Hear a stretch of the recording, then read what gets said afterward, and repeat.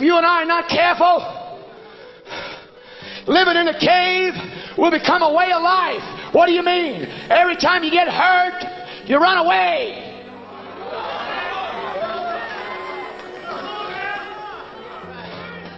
Anytime somebody preaches something you don't agree with, you all of a sudden become the authority. Since when did God die and leave us in charge? He's still on the throne. His word is still settled. It can't change. There's no variableness with Him. Yet I have people that I try to talk to and pastor. I'm trying to get some of these people to heaven, and they're determined to go to hell. And they fuss and cuss and fight with me over stupid stuff. Rather have their kid make a touchdown and slide into second base than to slide in the altar and talk in tongues for a half hour. Now don't misread into that. I don't need to qualify, right? I'm talking about priorities. Trade illumination of the Spirit for a 4-year degree. You're an nincompoop. Your brain doesn't work. This world's going down. All the works of this earth are going to be burned up. The only thing you got is your spiritual enterprise. You better make sure you develop it to the highest plateau.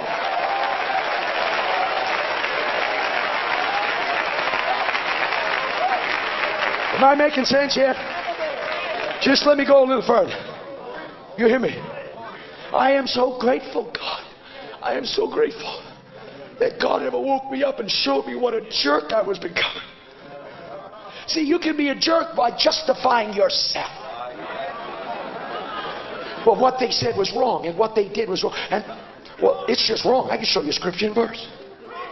And there comes Tenny's terror voice. So was Calvary. So was Calvary. So was Calvary.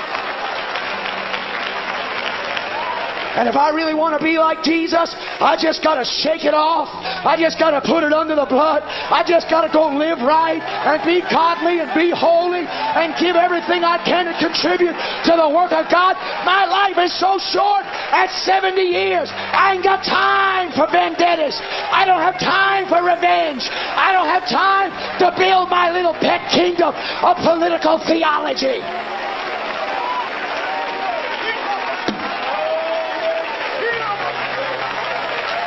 What doest thou here, Elijah? Sit down just another minute. Stay with me. I'm going to show you something. Listen.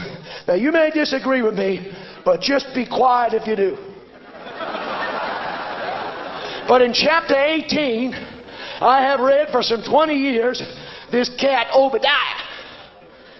And I've looked at him and I've never been able to get it resolved in my brain how he could be a good guy. Because there was attached to his name, and Obadiah feared the Lord greatly. What's that mean?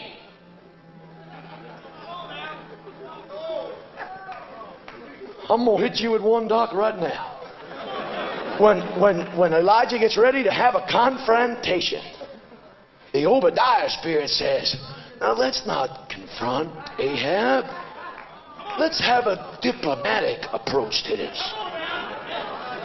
Let's work alongside with Ahab, and eventually over the years he'll see that I'm saying grace at the table. And he'll fall down and talk in tongues. And Ahab, the madman, he say, nah, let me go see Ahab. Elijah wants to talk to Ahab.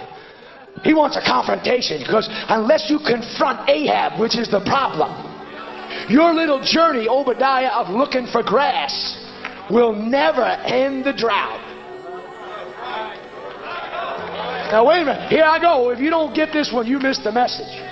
He turns in the 10th verse and says to Elijah, was it not told, my Lord Elijah, what I done did when the jazz was bumping off all the preachers? How I took 100 of them, 50 by 50, and I hit them, and then it hit me. And all of a sudden it just went boom. Because it looks like in the scripture that he's a good guy because he spared 100 preachers. Unbuckle your seat. You ready?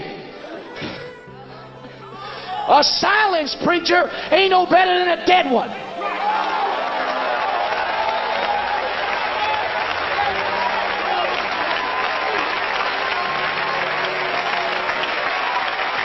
No, you ain't heard me yet. I said a silenced preacher is not any better than a dead one. We've got truth to tell people. We've got goodness to show people. We cannot be so diplomatic that we don't disturb our generation.